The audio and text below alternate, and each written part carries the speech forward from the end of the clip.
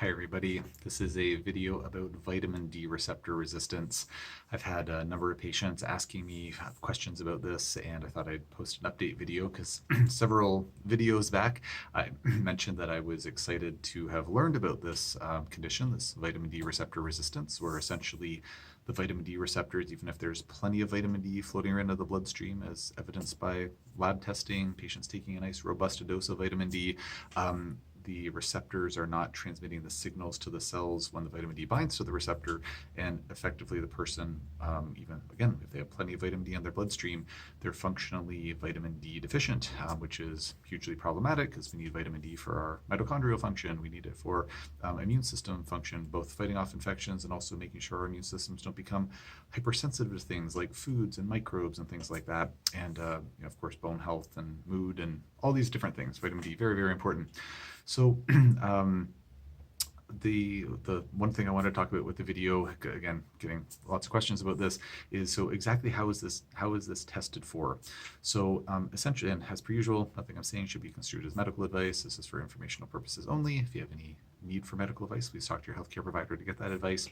So the way the testing is performed, to my understanding, that's the way I've been doing it, is we test the vitamin D levels and the parathyroid hormone level. Vitamin D and parathyroid hormone are both involved in calcium homeostasis, and essentially if the vitamin D level is nice and robust, and the vitamin D receptors are actually transmitting the signals to the cells that they're bound to, telling the body what to do, then the parathyroid hormone level should be quite low. So when I test my patients and see that, oh, they've got a nice looking vitamin D level, let's say in the upper third quartile of the reference range, then if their parathyroid hormone level is really low, like very close to the bottom of the reference range, then that would be considered a case where it does not seem that the patient has vitamin D receptor resistance. On the other hand, if instead of having a nice robust level of vitamin D, and instead of having a nice low level of parathyroid hormone that would be proportionally appropriate, their parathyroid hormone is more mid-range or in the upper end of the range, then that would be an indication that there may be vitamin D receptor resistance. And so that's the test that's done. So again, as you'll note, in both of those scenarios, whether there's vitamin D receptor resistance or not, the vitamin D level should be in a nice robust range. So in other words, if as I've had a couple of patients, and it's a little bit of a strange, convoluted topic, so I get the confusion around it. But I've had some patients say, oh, like I don't have vitamin D receptor resistance because remember we did my vitamin D test several months ago, and it all looked good. It's like, yeah, that's great. It's telling us you have good blood levels, but are the receptors actually working? And that's where that parathyroid hormone test comes in. So I hope that this information was useful. If anybody listening to this is thinking like, oh, I wonder if I have vitamin D receptor resistance, or I wonder if this is something that's applicable, I actually had a wonderful chat with one of my colleagues from British Columbia, Dr. Sandra Tamburek.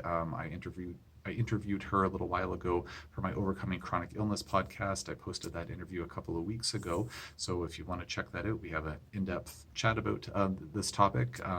And I think it's something that it's been very eye-opening for me. I've been testing a number of my patients for this. Some of my patients have been working with the treatment for this, and I've been starting to get some clinical feedback. I had some feedback recently of a patient who's having way better energy levels after starting this protocol.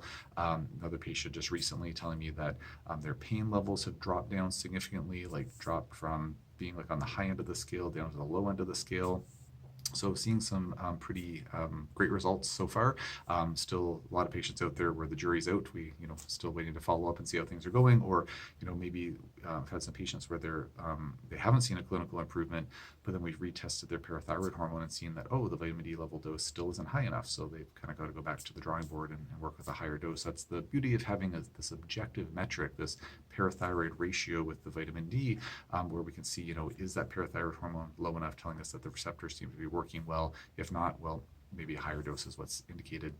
So I hope this was of interest. If anybody has any questions about this or any other topic, just post it in the comment section below, and I'll do my best to answer as soon as I can.